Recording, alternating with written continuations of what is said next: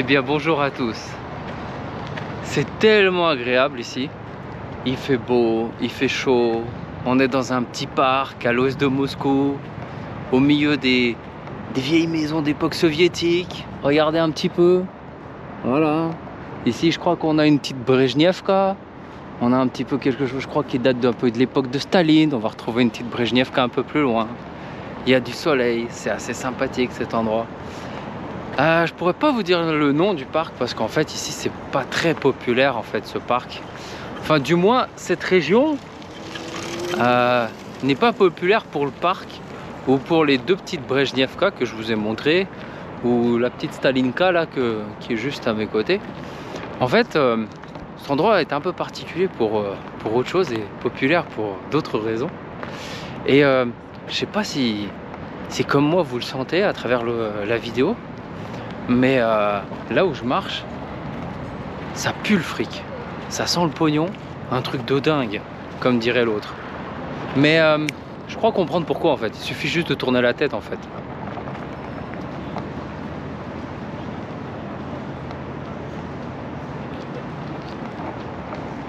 Et ben, ce que vous voyez là derrière moi, ça s'appelle le Manhattan russe. Ça a coûté 12 milliards de dollars et on va aller découvrir ça ensemble.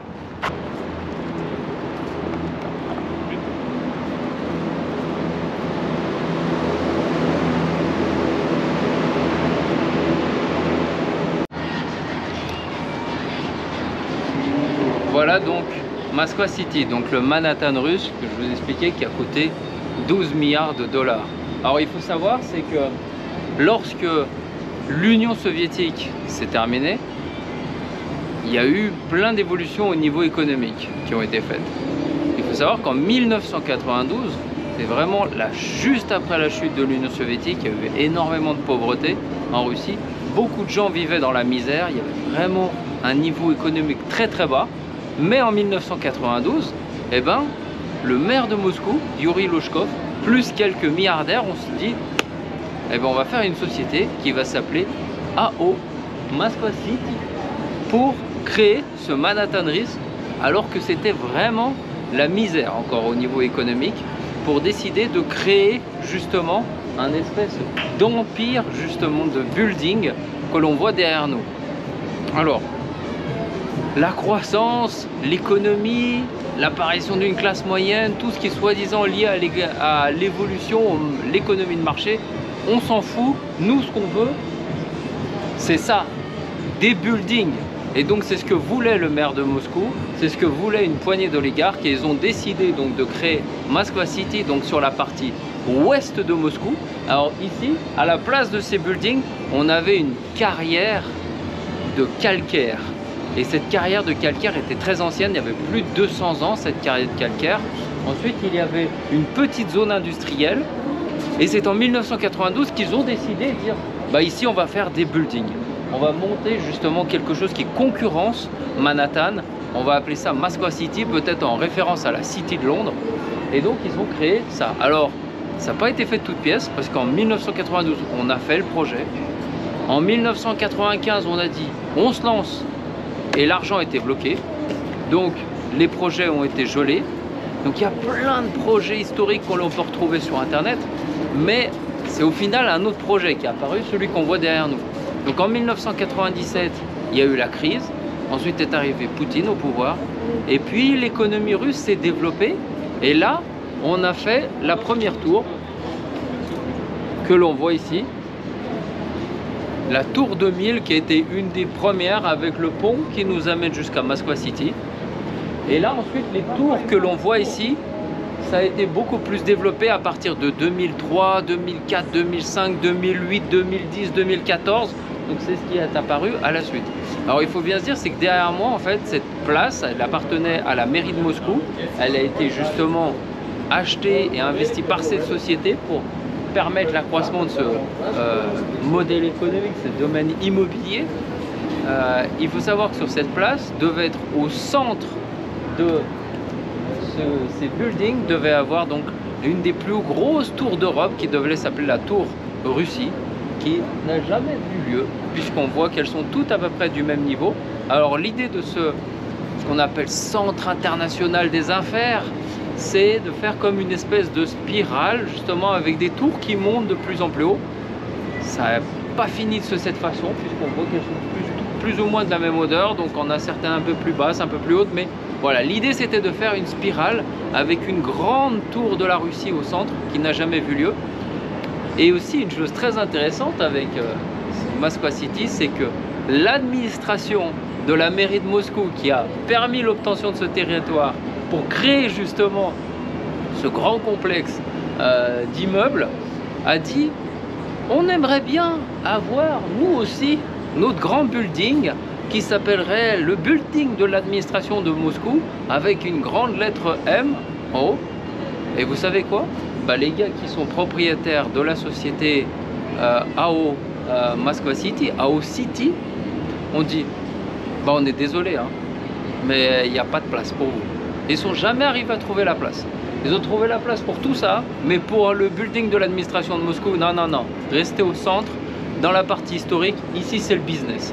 Donc ici, c'est le business, là-bas, c'est l'administration. Donc ça se développe, il y a beaucoup de projets. Et donc moi, c'est ce que je vous propose, c'est de découvrir un petit peu ensemble à quoi ressemble l'intérieur de ce Manhattan russe. Quelque chose dont on entend très peu parler en Europe. Mais il faut savoir que derrière moi, font partie des plus grands buildings d'Europe. Et certains qui font partie de ceux qui font partie les plus hauts du monde. On va les découvrir ensemble.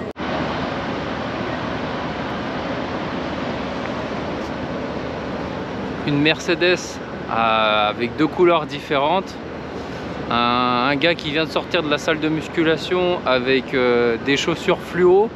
Derrière moi, la tour Mercury. On est bien au centre de Moskva City. Alors il faut savoir que cet endroit n'est pas simplement dédié aux affaires, mais c'est aussi en fait le lieu où il y a pas mal d'influenceurs, de spécialistes en dropshipping, vous savez, tout ce genre de petit monde qu'on retrouve à Dubaï en général.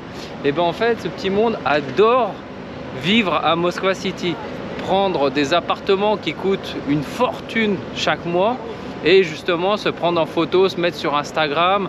Donc ça peut être des Instagrammeuses genre Insta Babes ou des choses comme ça, des espèces de barlous qui font justement du dropshipping.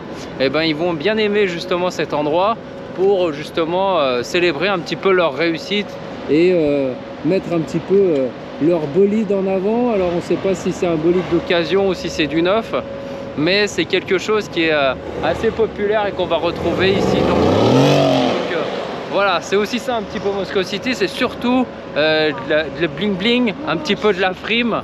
Donc on va retrouver quand même pas mal de voitures de luxe ici, hein, plutôt voitures de luxe. On n'est pas sur du Rolls Royce, hein. On va trouver surtout du Mercedes, du Range Rover, donc des voitures un peu premium.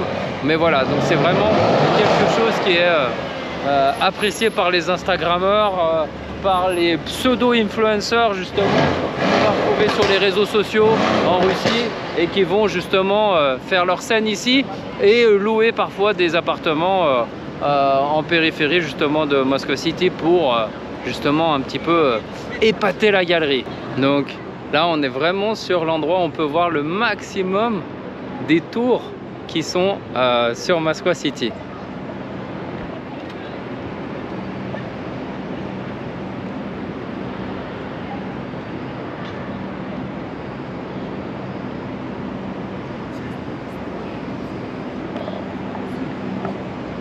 Donc comme vous pouvez le voir, il y a encore quelques tours, notamment celle-là qui est juste à côté de moi.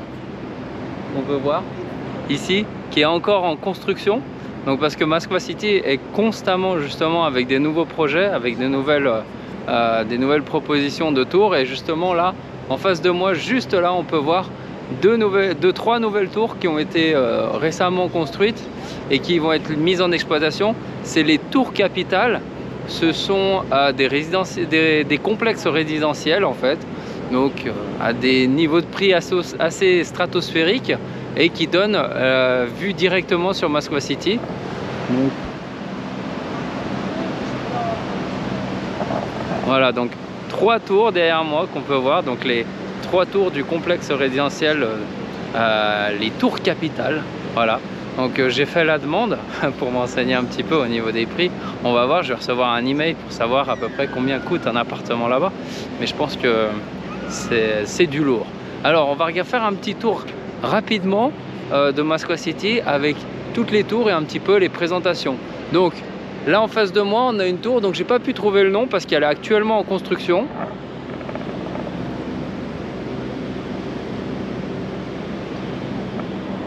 Donc juste à côté on a une tour. Alors c'est une des rares qu'on peut voir de Moscow City de cette façon. Elle est de couleur un peu orangée, un peu cuivre. Elle est vraiment assez unique. Il n'y en a aucune tour à Moscow City qui a cette même couleur.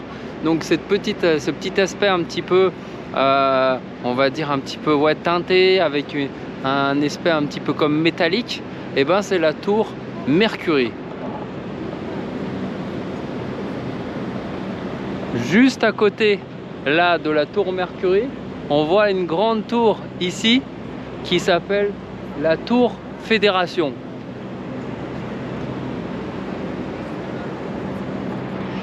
Après il y en a beaucoup d'autres qui sont derrière. Donc on a les tours Oko, on a les tours Naberezhnaya qui veut dire la tour qui est sur les quais. Et là en face de moi on a une tour qui est assez importante qui s'appelle la tour Évolution.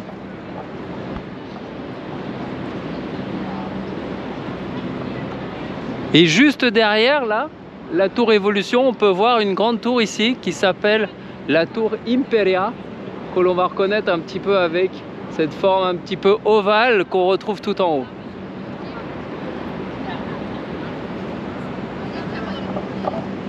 Donc voilà, donc vous êtes un petit peu ici en plein cœur de Moscow City. Donc notre petit Manhattan à nous, qui a été créé donc au début des années 2000 et qui est en constante évolution. Donc je vais faire un petit tour rapidement, regardez.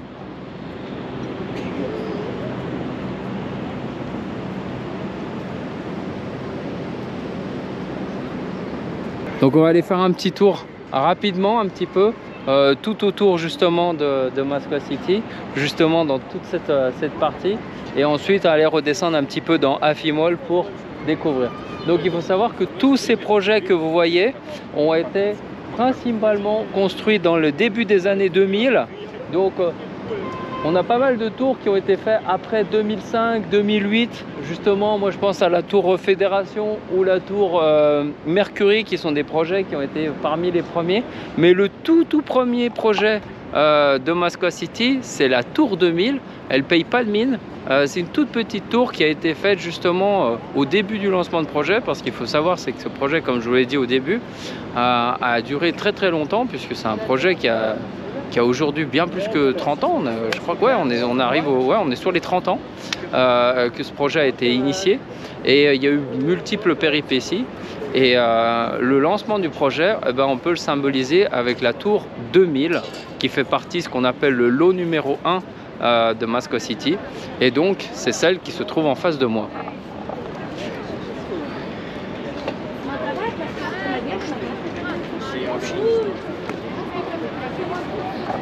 Voilà, donc derrière moi, ce que je vous ai parlé, donc la tour 2000.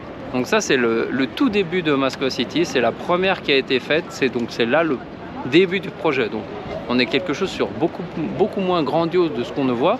Il faut se dire c'est que ça a été vraiment le début. Donc au niveau justement investissement, c'était très minimum. Les niveaux de revenus en Russie n'étaient pas ceux qui ont été justement dans les années 2005, 2008, 2010, qui ont permis justement d'ériger ces monstres. Là, c'est on va dire vraiment à la taille de ce qui était, on va dire, l'économie russe au début des années 2000, juste après la crise de 97.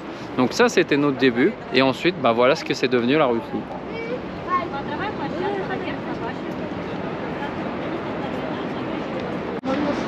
Alors avec le début du conflit en Ukraine, il y a eu pas mal de projets aussi ici qui ont été un petit peu retardés, parce que justement, conséquence, on va dire, du ralentissement de l'économie mondiale, de l'inflation, les conséquences du Covid. Et on a pu le voir notamment avec la bourse de Moscou. Il y a eu pas mal justement de vidéos qui expliquaient que les actions russes ont chuté, etc. Alors moi je me suis précipité dessus, et il y avait une société qui m'intéressait énormément, c'est la société Transneft. Et Transneft, c'est une des sociétés qui s'occupe justement du transport du gaz, du pétrole en Russie. Et moi je me suis dit bon, il faut acheter parce que ça c'est l'avenir ici en Russie. C'est une des sociétés qui se développe le plus et qui est très importante, qui a une super capitalisation. Et par contre, quand j'ai regardé le prix, je me suis dit mais même en temps de crise, Transneft ça coûte super cher, comment c'est possible? Et ben en fait, regardez un petit peu le bâtiment de Transneft.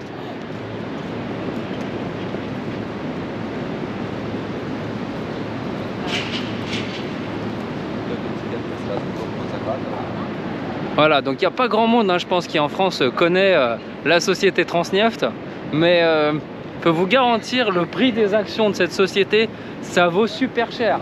Maintenant, quand je vois le siège social et quand je vois l'endroit où c'est, je comprends. Donc, je pense que tout le monde peut comprendre que ici, c'est un peu comme la Banque centrale. De l'argent, ça en manque pas.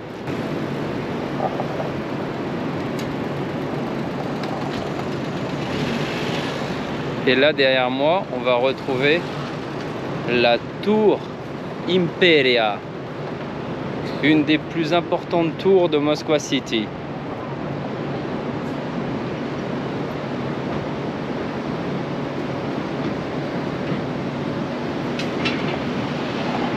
Allez, on va continuer notre petit tour, notre petit tour parmi les tours.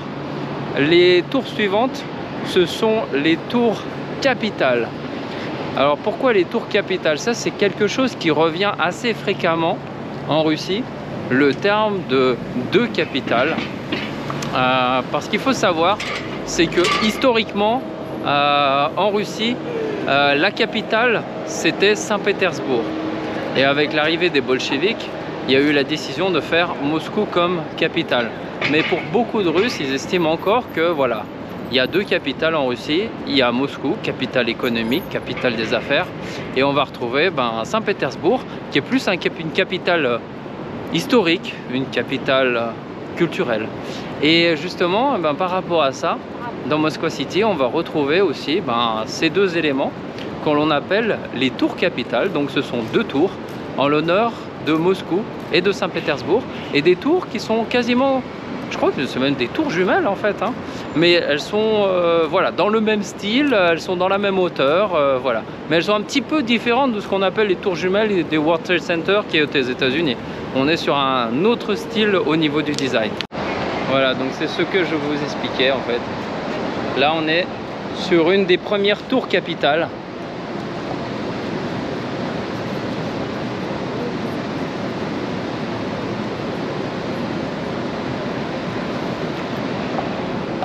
Alors je pourrais pas vous dire hein, si c'est la tour Moscou ou si c'est la tour Saint-Pétersbourg, mais vous avez vu en fait ce qui est un petit peu intéressant au niveau du design, c'est qu'on a l'impression que c'est comme des blocs qui sont empilés les uns sur les autres en fait, le style, et ça donne un petit effet assez sympathique. Donc là on se déplace, donc juste à côté de moi on a Afimol avec l'entrée du métro qui est ici, donc le fameux commercial. Et puis là, on va aller se diriger avec les tours capitales qui sont juste ici. Alors là-bas, on avait le résidence qu'on voit derrière moi. C'est le complexe résidentiel capital, mais capital dans le sens capitalistique, le sens l'argent. Mais ici, on est sur capitale au sens administratif, la capitale du pays. Donc, vous voyez, là, ça y est, je crois qu'on va avoir une bonne vue, théoriquement, avec les deux tours capitales, voilà, qui sont juste derrière moi.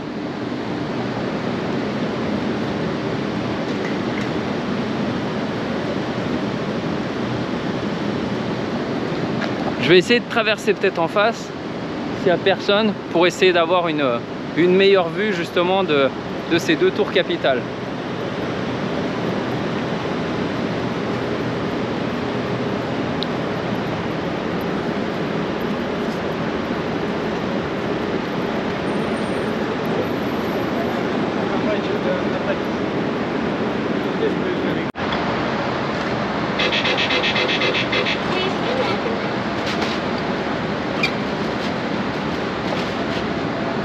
Donc on vient de voir les deux tours capitales, et là on se dirige sur une des extrémités de Moscow City et on voit ce qu'on appelle les tours Naberezhnaya. En russe, Naberezhny, c'est les quais. C'est l'équivalent un petit peu des quais, des berges qu'on va retrouver sur le bord des rivières, etc. Donc ça, c'est les tours qui sont les plus proches du quai. Et donc il y a un complexe qu'on appelle justement Naberezhnaya. Donc c'est celui-ci.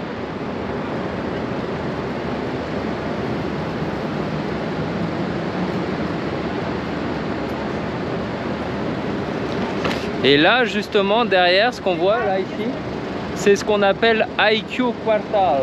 Donc c'est aussi un endroit un petit peu, un complexe résidentiel avec bureaux. Et là, on va aller se diriger sur d'autres tours qui sont juste là et pour vous montrer le reste de Moskva City.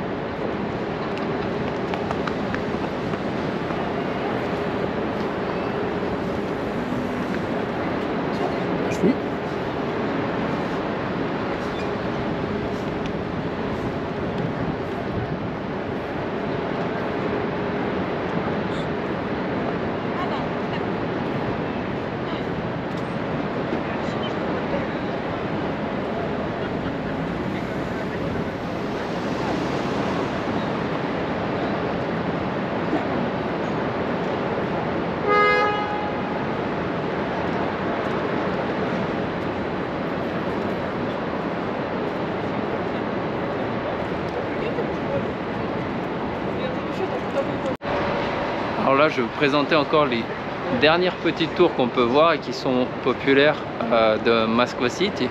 Donc c'est tout d'abord ici la tour Oko. Donc je crois qu'il y en a une ou deux, si je ne me trompe pas, qui sont juste l'une... Ouais, je crois qu'il y en a deux exactement, qui sont un peu côte à côte et que je vais essayer de vous présenter là. Vous voyez, c'est celle-ci.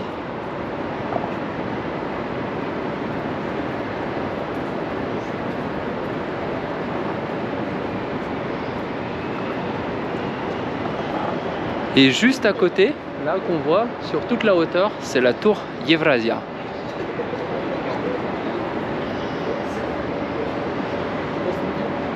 À côté, ici, on va retrouver la tour Federatia, la tour de la Fédération.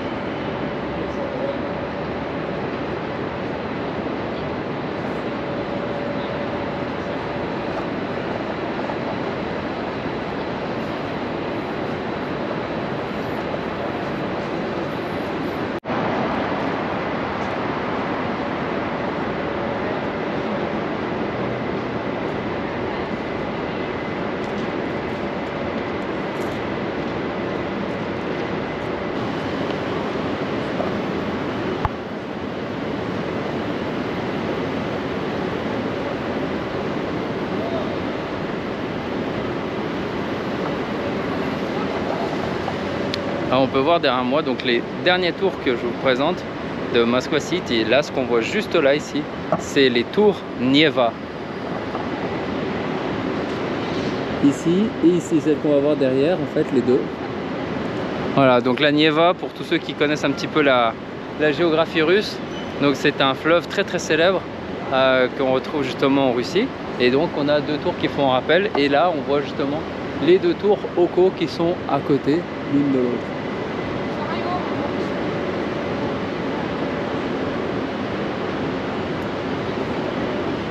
Et la fameuse tour de la Fédération que l'on retrouve derrière moi ici. Voilà. Donc c'était un rapide coup d'œil sur Moskva City. Et ici on peut voir, là de mon point de vue justement, les mêmes tours qu'on a vu tout à l'heure, justement. Les deux tours ici, ce sont les deux tours capitales dont on a parlé. Donc avec Moscou et Saint-Pétersbourg comme des blocs empilés les uns sur les autres. Imperia, la tour de l'évolution. Voilà. Donc là on se retrouve vraiment en plein cœur de la cité des affaires de Moscou. On se retrouve ici en plein cœur du centre des affaires de Moscou, Moskva City. Donc, comme je vous l'avais dit, ce projet a été fait au début des années 2000 pour symboliser l'évolution en fait du climat des affaires en Russie, l'évolution économique. Et comme on a vu lors de ce projet, en fait, il y a eu plein vraiment d'étapes, il y a eu beaucoup d'évolutions sur les tours qui devaient être construits, sur l'architecture, sur toute la logique qui devait être faite. Et un des principaux points de ce projet, c'était justement de faire un parc au centre justement de ce centre d'affaires. Au plein cœur du centre d'affaires, on devait avoir un parc justement avec des fontaines, avec plein de petites choses intéressantes justement pour pouvoir se divertir. Et bien en fait, il faut se replacer un petit peu dans la logique de qu'est-ce que c'est que la Russie. La Russie, c'est quand même 3 mois d'été et le restant de l'année, ben, c'est la pluie, c'est la neige. Et donc, l'idée d'un parc, eh ben, je pense que les Russes, ça allait pas. Donc en fait, ils ont fait un centre commercial. Parce que franchement, à quoi ça sert planter des fleurs, de l'herbe, de mettre des fontaines avec des petits oiseaux, quand on peut faire un bon vieux centre commercial en béton avec des marques internationales, de la musique, des bonnes odeurs, et en plus ça rapporte énormément de pognon parce qu'en fait c'est en plein centre du cœur des affaires en fait, et c'est là où on a justement pas mal de personnes qui après leur travail peuvent venir flâner, glaner justement un petit peu dans ce centre commercial. Et en fait il fait toujours bon, on a la clim l'été, il fait chaud l'hiver, on peut trouver des marques internationales. Voilà, donc la logique russe toujours, hein, vaut mieux faire du business, vaut mieux faire un bon vieux centre commercial qu'un parc. Et donc c'est ce qu'on va voir ici. Donc là on se retrouve dans la partie atrium du parc.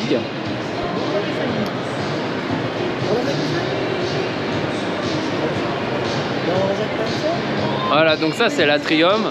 Et donc on va retrouver dans ce centre commercial donc pas mal de boutiques de bijoux, des boutiques de vêtements. On peut retrouver aussi pas mal sur la partie, le premier étage, on va retrouver énormément de restaurants, de cafés. Donc on peut voir justement un petit peu d'ici.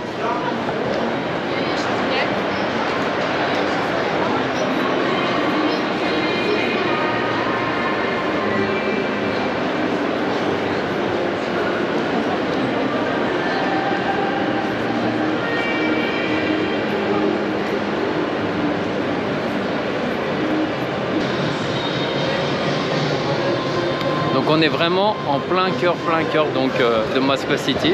Et donc voilà, alors aujourd'hui on est dimanche, donc il y a beaucoup moins de monde, c'est très calme. Mais il faut savoir que si vous venez ici par exemple à 18 h un lundi ou un vendredi, c'est rempli de monde. Toutes les personnes justement qui travaillent dans les tours qui sont autour viennent se retrouver ici par exemple pendant la pause déjeuner ou le soir pour faire les after work.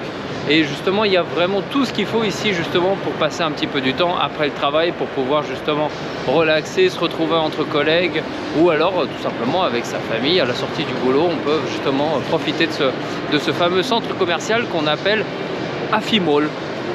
Voilà, qui est le centre commercial qui est au centre de Moscow City. Et regardez un petit peu cette vue sur l'atrium.